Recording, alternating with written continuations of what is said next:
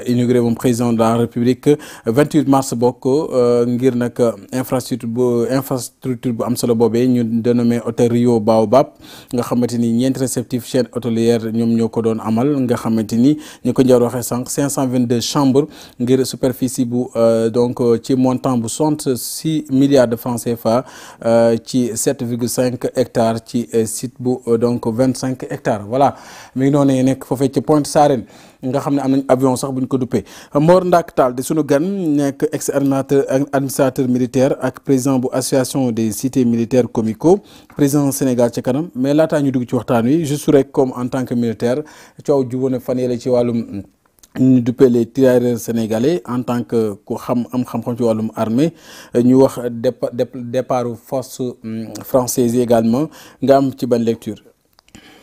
Bon, concernant les tirailleurs sénégalais, vraiment, damay remercier, de féliciter le président de la République ak son gouvernement parce que day ñoo xamee ni dañ leen a war di rendre hommage dañ leen a war a xamal aussi askan wi ak génération future ñooñu ca dëgg-dëgg ay jàmbaar dëgg lañu léegi la ñuy wax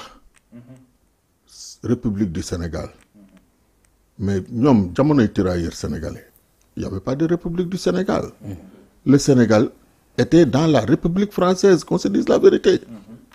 donc c'était des citoyens français voilà voilà donc kon ay citoyens am réew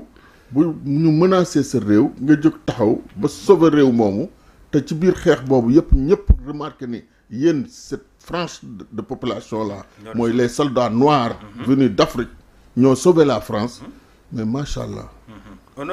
honneur la pour ñun histoire war ko di gën a jàngal gone yi ñu xam ko ah boole koog du rek ñu doon tànn ni falaa bu ngeen seetloo waroon nañ ci aussi foofu da ngeen fi jàngee que ni suñu mag yu baax yi ñuy tudd tey ñoom ñëpp joxoon seen njaboot ñooñu dañoo wane ni seeni jamono ñun ñooñu rawoon ci citoyenneté ak patriotisme ndax Alaaji Malick dafa joxoon doomam Sëriñ Tuubaa ni day joxe doomam Cheikh Ibra ni ko doo sa doom du dem sama doom te fi toog jël doomam maam Cheikh Anta noonu xaalis français ñu dévaluer ko ñu war ko kii Sëriñ Tuubaa génne ci temps yooyu à l'époque pour soutenir le franc français 500 et quelques mille il paraît à peu près 600 000 ci jamono boobu 600 000 francs donc yooyu yëpp c'est des actes yoo xam dañ ci war a profiter pour jàngal la jeunesse ce qu'est le patriotisme ce qu'est le civisme ce qu'est aimer son peuple parce que jamono yooyu le peuple était ça ñun il y avait pas la République française sénégalaise donc c'est ça donc kon loolu war nañ leen delloo njukkal carrément dan aussi la vérité faire la vérité aussi de l'histoire parce que l'histoire à un moment donné de ces tirailleurs là a été falsifiée modifiée parce que même fi ñu leen suul fi ñu foofu lañ leen defar cimetière du foofu lañ leen reyee du foofu lañ leen suule woon fañ leen suule dëgg-dëgg fosse commune ñu dugal leen ci biir mais ñu bëri dañ koy romb te duñ ko xam ñu bëri dañ koy romb te duñ ko xam à Thiaroye mi ngi noonu d'ailleurs une partie ci hôpital bi sax mi ngi ci amoon na ay bâtiment ancien am na ay bâtiment ancien yoo xam ni benn bu desoon na fa mi ngi foofu boo xoolee dune de sable yi dem na ba fondation bâtiment boobu di génn sax bâtiment yooyu ñoo ngi fi donc normalement bu doon en tout cas tubaab yi ñoom la dañuy def fouille ba xool les squelettes ba fenn ba trouver fosse commune bi ñu leen dugal réellement ñu def ko tombeau pourquoi pas fi mu ne nii am na ci ñoo xam ni seeni parents xamuñ leen xamuñ ni ci ñoom bokk ba léegi am na ci surtout sama mbokki bawol bawol yi man j'en connais surtout samay mbokki bawol bawol yi parce que bu ngeen fàttali ko wax nañ la ko dañuy ñëw di xaar seen i dû ñu fay leen pour ñu dem en attendant ñuy xaar ki dëkk Bargny suñu mbokk militaire lébu yi nga xam ne ñoom seen dëkk mi ngi fii rek tout près dañuy dem seeti seen waa kër ñëwaat mais ki dëkk Bawol ki dëkk Saalum ki dëkk Kajoor ñooñu mënuñu kii dañuy toog xaar boo seetloo ñoom ñoo ci ñi ci gën a gaañu ñoom ñëpp lañ massacré merci tonton waaw loolu lépp da nga koy bàyyi xel donc loolu am na solo ensuite du parler après des tirailleurs nga ni ci toujours après tirailleurs mën naa ci yokk balaa mu dugg ci beneen point bi lu ndaw rek ak politique ci Sénégal ca kanam loolu c'était juste une parenthèse c'est pas l'objet du débat tirailleurs yi la ak l'armée française war a jóge Sénégal les forces françaises foofu aussi le président de la République et son gouvernement le premier ministre et son gouvernement seen volonté seen vision de changer le système je le partage mais il faut le faire intelligemment avec tact il faut le faire intelligemment parce que effectivement en réalité combien de militaires français ñoo desoon au Sénégal un peu plus de 300 ñaata site lañ fi occupé woon c'est à voir des camps militaires yu bëri avec ay infrastructures yu am solo mais personnel bi nga xam ni ñoom tey jii ñoo ngi yëngatu ñu koy door a wax personnel civil bay liggéey ci ñoom ñoo ëpp nombre bañ doon ñoom militaires yooyu effectivement ñëw nañ fi keroog ñooñu ñëpp doon ay liggéeykat di am ay salaires yu baax yoo xam ne seen concitoyens yi ne Sénégal di liggéey même liggéey ba ñuy liggéey ñoom amuñu salaire yooyu ñëw nañ fi keroog liggéey yëpp administration bi lañ ba dem nga ba ci mindaan mi ba ci bon bi mindaan bi nga xam ne couple Sénégal français moo ko jëloon di ko liggéeyloo et puis encore dañuy wax loolu rek mais y a des travaux administratif ñu gérer sax Sénégalais yi di gérer non sa administration même des mécaniciens des carreleurs waaj ñëw na fi démb mais ba ci le marché ba ci marché bi da ci daan gagné des ouvriers y a des ouvriers qui sont là-bas donc tout ça ba ci le tourisme ci boppam chaque week-end militaire yooyu moom nga daan gis bu vendredi ñu jël seen i oto taal seen i oto dem sa leeg fu nekk du dëgg dimanche nga gis leen ñuy dem di ñëw donc amoon nañ impact quel que soit alpha ci tourisme boobu donc yooyu yëpp dañ ko war di xalaat avant d'agir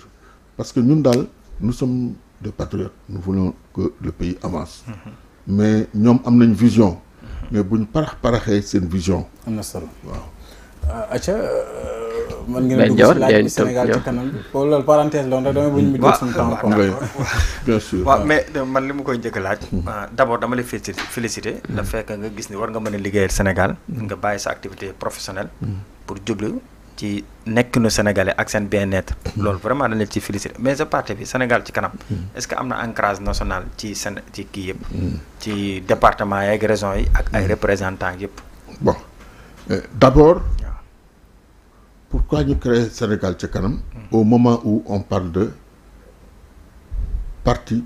nombre de partis pléthoriques vraiment dans ce pays dëgg la presque 400 partis voilà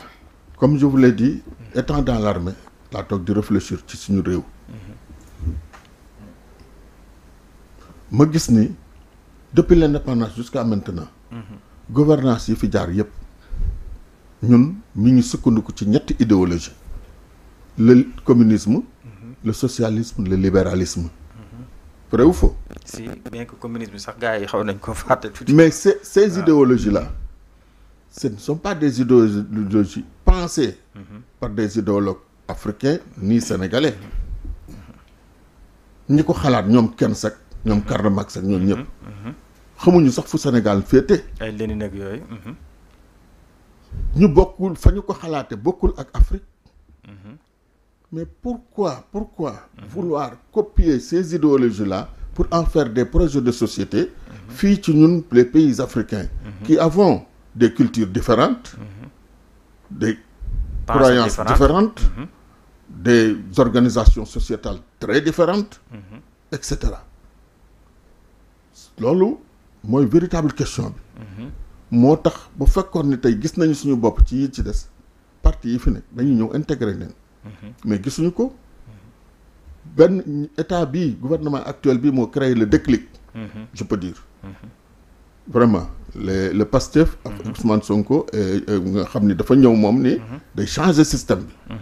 kon je suppose que ni ces idéologies là libéralisme ak yooyu ñoom dunduñu ko considéré wuñu yooyu alhamdulilah moo tax ñun nous parlons de refondation même l'organisation étatique de nos pays est-ce qu'on est obligé de suivre la même organisation étatique que les pays occidentaux président assemblée nationale nangam yooyu yëpp dañ ko copier ci Occident nomenclature étatique bi pourtant état ñun jàngewuñu ko ci Occident ñun ba ñuy am état la France amul état dëgg la ñoom Souleymane Baal ba ñuy xam démocratie baatu démocratie bañ koy appliquer nii ici avec Thierno Souleymane Baal bi ngay tudd nii la France xamul luy démocratie dëgg la bon pourquoi vouloir copier la démocratie occidentale et la transposer ici en Afrique au Sénégal pendant que bokkuñu culture bokkuñu dara je vous donne un exemple tout simple tubaab démocratie am bokk na ci nga toog ak say waajur mu wax loola neexul wala lu dëgg nga ne ko papa tu mens est-ce que loolu tamit trop de libertinage wala Afrique moo indi loolu démocratie bi jur loolu moo jur loolu moo jur libertinage boo xam ne tey jii ñëpp a ngi koy jooy Sénégal lu waay neex wax lu waay bëgg def te loolu ñun bokkuñu ak suñuy mërs bokkuñu ak suñu cosaan mais lan moo ñu ko indil cette démocratie occidentale bi ñu bëgg indi ñun appliquer ko copier ko te duñ ko copier mukk ba copier ko da ko tubaab bi di defee parce que bokkuñu moo tax j'ai l'habitude de dire chaque nation a sa démocratie chaque nation doit avoir sa démocratie selon ses principes selon ses convictions selon ses croyances etc te ñun ñàkkuñu ko xam nga déjà tubaab bi ba mu ñëwee gëlëmal ñu gëlëmam bi gën a garaaw mooy baatu intellectuel tubaab bi foofu la ñu njëkk a gëlëmale tubaab bi dafa ñëw wan ñu ni intellectuel mooy ki jàng école française pendant que intellectuel mooy xalaatin ki ñor rek ci xalaatin wu rafet xalaatin wu yanu maanaa xalaatin wu am njariñ xalaatin wu mën a jëmmal xel mu ñaw loolu nag bu fekkee loolu nga xool kon mën ngaa doon intellectuel te doo jàng mën a bind benn làkk doo mën a lire benn làkk d'ailleurs góor gi nekkoon Mboro góor gi Matar Seck foo koy dugal xakim la de xam borom xam-xam la de waaw sëñ Moussa Ka foo koy dugal pourtant jànguñu école Jules Ferry même les théories de Cheikh Anta Diop boo ko indee tey nii daf bokkul ak li nga xam ne tubaab bi moom la théorisé man mii ngay waxal waaw étant un jeune lycéen boo seetloo dans les années 80 tous les jeunes lycéens dañ doon def partie ay ànd jëf wala RND man je faisais partie des élèves du RND Cheikh Anta Diop maa man ni kookoo ma nàmpal lii ma lay wax ci kooku laa ko gisee moo ñu waxoon ni xam naa ni du ma réussir ci politique pourquoi parce que je suis en avance te du moom rek Cheikh Ahmad Tidiane si Al Maktoum xalif général des Tidiane kooku dafa rawoon maasam dafa indi woon lii may wax nii maanaam moom ak sëñ Cheikh Gaynde Fatma gis nga ñii dañu doonoon ñoo xam ne ni ba ci léegi sax à l'actuel ba ci ñu récent ba ci sëñ Moustapha Sy mi c'est un incompris ba ci sëñ Modou Kara mi c'est des incompris c'est des gens yoo xam ni dañuy xalaat ni effectivement war nañoo am suñu organisation sociétale mu sukkandikoo ñun ci suñuy xalaat suñuy gëm-gëm mais gars yi comprendre loolu ndax dañ leen a jax baatu marabout wan leen ni yéen da ngeen a war a occuper wu ñii daal bu ñuy wax ci même bu ñu lay wax li ñuy waxu intellectuel la dañ ngay koy leen di classé wu kii ca diine ji rek la war a yem julleeg jàpp rek pendant que Cheikh Ahmad Bamba il avait un projet de société qu'il a écrit ba pare boo demee ci Massalikul Jinaan ak kii Matlabul Fawzayni nga xam ni kii c'est un idéologue ak viatique des jeunes yooyu yëpp nga xam ni kii c'est un idéologue boo nga xam ne yemul ci idéologue da ko pratiquer bi ko tubaab bi yóbbee en résidence surveillée à Diourbel la organiser le mouridisme ni mu organiser le mouridisme mais kooku même nasaraan bi dafa amul capacité boobu ñu koy xeex mu tasaare cheikh yi créer cheikh yi cheikh bu ne muy la sampal ab dëkk nangam boo xoolee dëkk yooyu ñu samp noonu tey jii moom moo composé doon communauté boo xam ni sur le plan développement mais mooy source de développement la pour réewu Sénégal ci boppam y a même l'architecture mouride même existe la façon de comment dire de planifier de penser d'agir tout ça l'éducation li ma la doon wax léegi ci dépolitisation de l'éducation et de l'administration Cheikh Ahmad Bamba bind na ko ci Masaalikul Jinaan wax na la kiy jàng di ut xam-xam yan jikko yan melokaan la war a am léegi wax nga ko ni li tax temps bi ñu koy yëg parce que boo amee jot da ngay yëg ni temps bi day jàng ci yow t'es occupé moo tax Serigne Touba ni la yow xale bi waroo am jot yow ut xam-xam rek moo la war waaw man je me rappelle sama maam man ñun dimanche bu ma saana jot sama maam nga xam ne mag la pour bañ rek ñuy tëdd nelaw grasse matinée moom moo yeewul boppam dañu jóg leen jàppaleen ne ñu liggéey de daaneel seng ba nga xam ne dara jotu ko woon mu daaneel ko nag jël mbartoom ne di ko daaj waaw boo waxee mu ne comme que yéen mënu leen koy mën kii ngeen ñëw jàppale ma ñun ñu dagg suñu yeew nelaw par force dem di ko defar loolu pourquoi pour bañ ñu doon ay feñaa léegi kër yi da Masaalikul Jinaan boobu xam nga Sëñ Tuubaa mu ngi ci sax ndaw du yaafus ndaw day njaxlaf ndaw koom la ndaw avenir nga ndaw xam-xam booy wut xam-xam jikko ya nga war a yoxe rango booy joxe kiy joxe xam-xam it Sëñ Tuubaa wax na la moom it jikko yu mu war a amee pour di joxe xam-xam d'accord wan la ni la aussi xam-xam baax na lool mais day ànd ak teggin doon na wax ne Sëñ Tuubaa moytu leen jikko yi baaxuñ jikko yi tan ndax tan day xaar rek lu sotti waaw médd rek mu jariñoo maanaam koo xam ne day toog rek fu añ bi toll ak forêt bi toll jéemul amul benn activité ak koo xam ne coow foo ko fekk bu xëyee ci place su diw waxtaan ratatatat ba kooku tëj mu n'est pas productif quoi waaw mu dem atelier mor dafa di ratatat di werante moom kay moo ko waroon a daan combat bi kay ñoom ñaar la ba kooka di wàcc mu ne mi ngi seeti waat Ousmane boutique am toog foofu naan woo match bi kay moo ko waroon a gagné nangam yoo xamante te xëy di wër di wax rek donc pour revenir à ta question Sénégal ci kanam ñun loolu moo tax ñu indi ko mu sukkandiku ci idéologie yoo xam ni dafa ko basé jëlee ci suñu mag ñi benn idéologie boobu jur programme boo xam ne idéologie gisoo ko ci yeneen parti amul boo ko mën a gis ba jàpp ne am ngeen convergence de vue parce que yaa ngi ñu sànq ne mosoo dugg ci adhéré ci benn formation j'ai toujours refusé daan nañ la woo wala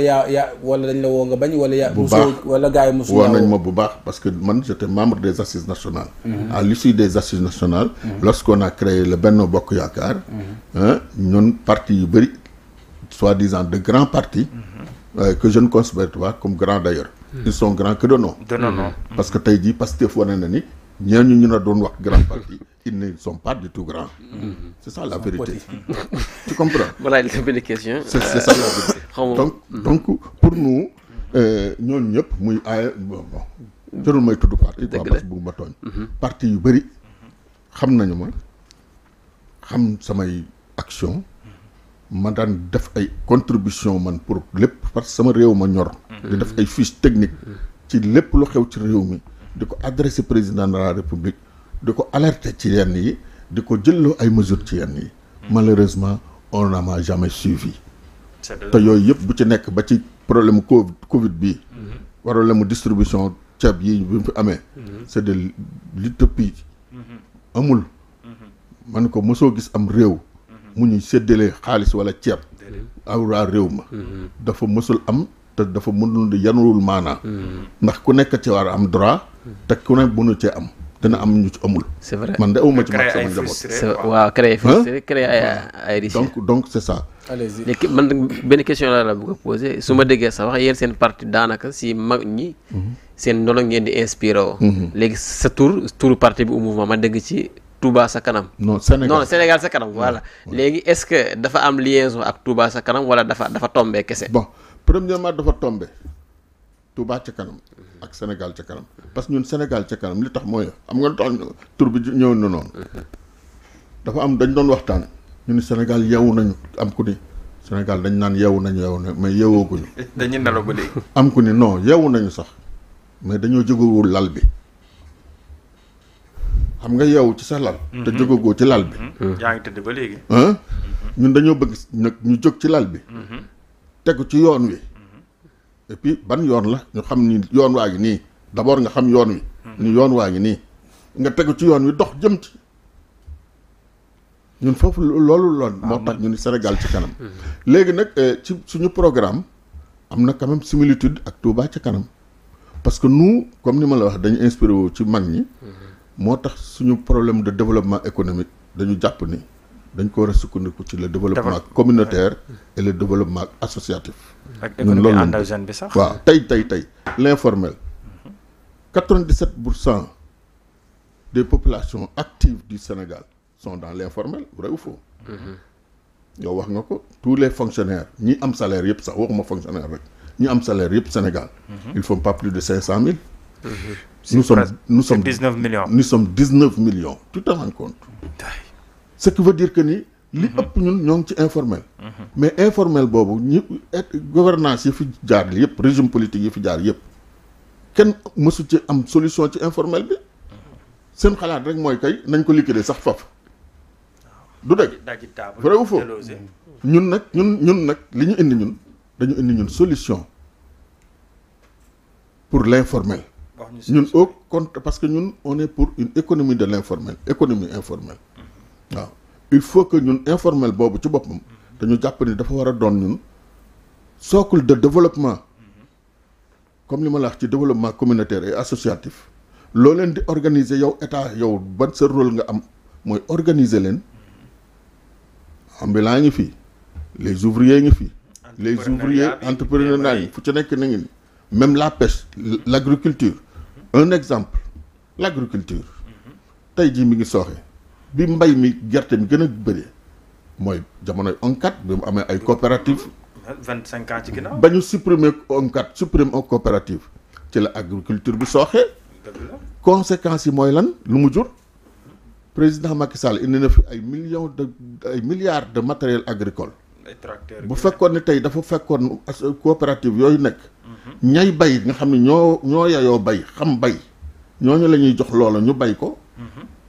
mais ñàkk loolu moo taxoon loo ci gis ay hommes d'affaires ay businessman ñoo doon jël matériel agricole boobu ak des marabouts duñ ko doyee dara parce que duñu ay baykat véritablement ñu dem di ko jaay boo demee Gambie fekk ko fa boo demee Mauritanie fekk ko wax na ko sax vrai ou faux Moustapha Cissé Lo wax ko benn jour tey jii Macky Sall indi na fi même ci élevage ay nag yu jóge fële ay fu ne mais nag yooyu mu fa indi woon yooyu yëpp ak le domaine élevage yooyu yëpp foo ko gis tey jii ñoom ñoo ko séddoo nañ ko ci ay patron yoo nga xam ni léegi boo seetloo ministre bu ne am na tool seetlu naa loolu dans ce pays là les agriculteurs du dimanche député bu ne am na tool mais vous vous rendez compte dans ce pays là où est-ce qu'on est vraiment léegi ñun suñu baykat yooyu léegi li ñuy def mais nag yooyu te yow doo baykat dooduloo bëgg a am tool da ngaa warut a am tool yow ministre yow général père nag yooyu nag yi fi Aminata Mbengue Ndiaye xam nga moo ko indi woon mais man maa ngi interpellé sax état bi fi nekk nii nag yooyu waaw vraiment ñu def ci enquête parce que des milliards bu état bi dépensé mais yow ñan ñoo séddoo nag yi man loolu laa bëgg man ci ñii je les aime bien ñu bëgg ñu réussir non parce que man j'aime mon pays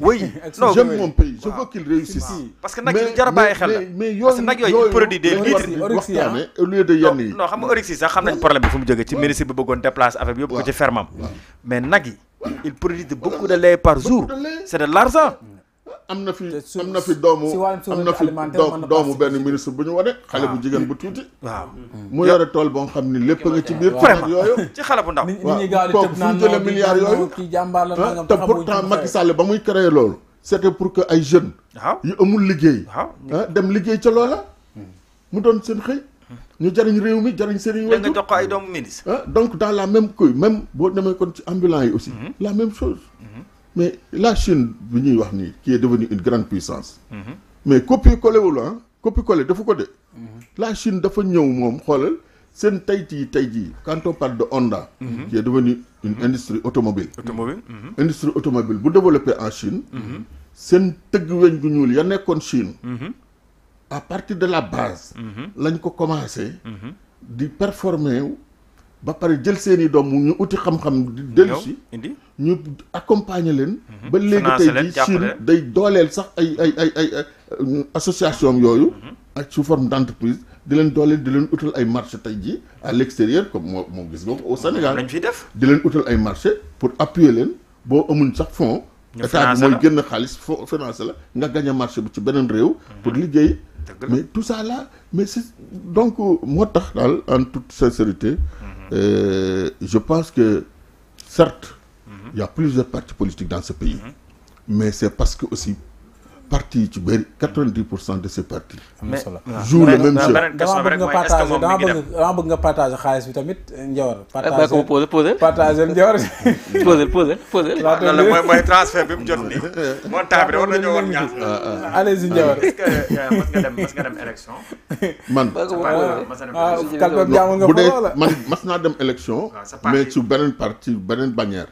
mais actuellement ñoo ngi préparer élection parce que sama parti 2 semaines des élections législatives yi ci lañ jot suñu récépissé parti. d'accord kon yàggul noonu. mais fi mu ne nii mais yéen a ngi respecté normes yi parti parce que fii dañuy dégg parti mais ñi duñ def bilan financier. voilà foofu lañ def amuñ école de parti amuñ bureau politique amuñ dara loo xamante ni yaay moom kër gi yaay moom location yaay fay location yaay jënd siège yaay def lépp. actuellement dama ni alhamdulilah damay remercier le gouvernement actuel le système actuel parce que déclic la bon xam ni dafa am lu ma yàgg daan bëgg muy le renouvellement du champ politique dans ce pays alhamdulilah Ousmane Sonko neexul ba neexul côté boobu man naw naa ko ci te dama ko ci féliciter il permet de renouveler le champ politique 1960 ba léegi les mêmes personnes les mêmes partis de groupes d'individus d'intérêt des intellectuels yoo xam ni qui sont carriéristes des sanctions de l'économie des sanctions je les appelle des sanctions de l'économie de notre économie ñooñu ñoo fi nekk dans léegi yéen seen parti bi donc il faut que ça change maintenant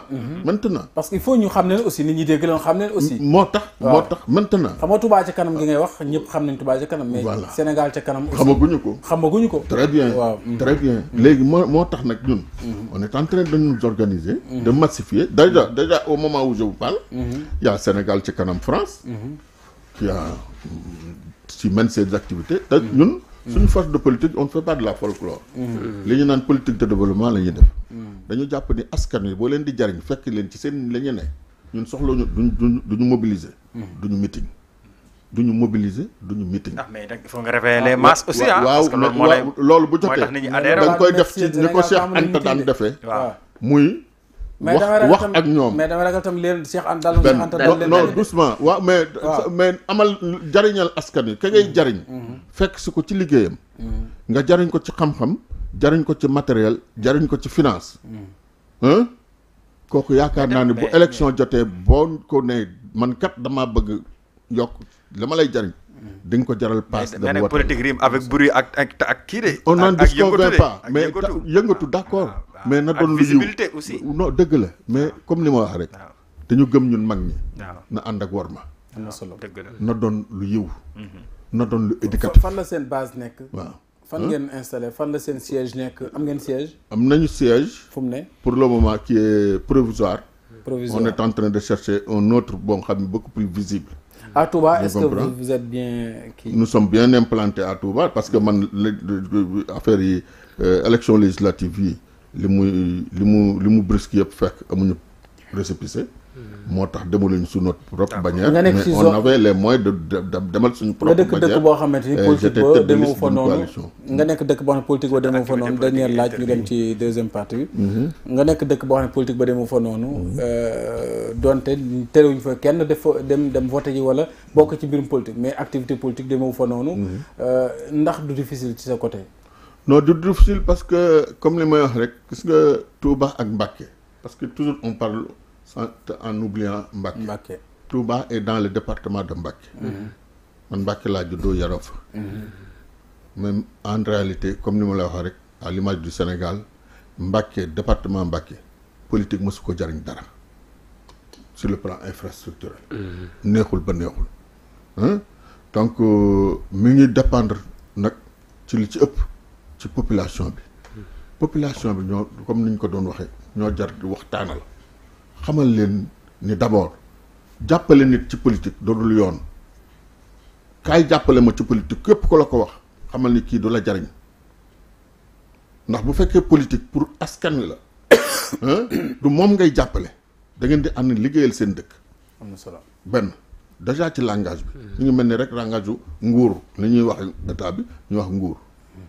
mi ngi mel ni de la même manière li ñu Sénégalais yi tàmm bu ma doonee député tey doonuma député bi demee saa yu ba may dee koo wax naan ma honorable député mais c'est pas ça. député du métier. kon comme que du métier nag ministre du métier. comme que du métier comme à l'image des pays occidentaux yi yooyu ñuy roy comme que du métier. su nit ki doonee ministre wala député. non occidentaux yi sax dépassé na. waaw ba occidentaux yi da ngay wàcc ministre rek nekkoon jàngalekat ba doona toog da ngay jël sa kay nga dem jàngale ji. dugal bi en commun man je rêve de ça man j'attends ñoo xamul man j'attends à des leaders politiques moom dañoo rëy de cette envergure c'est-à-dire fii PCA occuper nga fonction politique tu es professeur d'université am na solo nga bind sa démission pour occuper un poste politique. occuper poste politique boobu démission bi mën nañ la ko defal temporaire tant que yaa ngi yore poste bi. am na solo yaa ngi dégg occuper poste politique boobu bu poste politique bi bu jeexee. nga jëlaat sa cré. merci beaucoup dem joxe ji xam-xam ca université wala ci lycée. élection locale yi di ngeen nekk candidat. bien sûr on compte bien y participer. Et de façon positive parce que actuellement au moment où je vous parle. Sénégal est ca kanam quand même. est représenté un peu partout dans ce pays. ba am ngeen carburant bu ngeen wëree Sénégal. ah xanaa yow di nga ñu ci jàppale. sagam Macky Sall mi nga xam ne ba muy sos yaakaar naa xaw ma partem bi non bu njëkk ba avant APR nu mu tudd. Dekkal Ngor ay carton yu ñaaw lañ defoon ay carte de membre. am na solo moom mujj dem ba am ku ko jàppale moom am la moyen sagam Ousmane Sonko sama waaye moom it jàmbaar ji ca dëgg-dëgg moom moo dem ba ca dëgg-dëgg am ay moyens ba nit ñi mu convaincre leen ba gone yi génn seen xaalis participer jërëjëf ñun war nañoo mën a am moyen am na solo yàlla na ko yàlla def ñu dem ci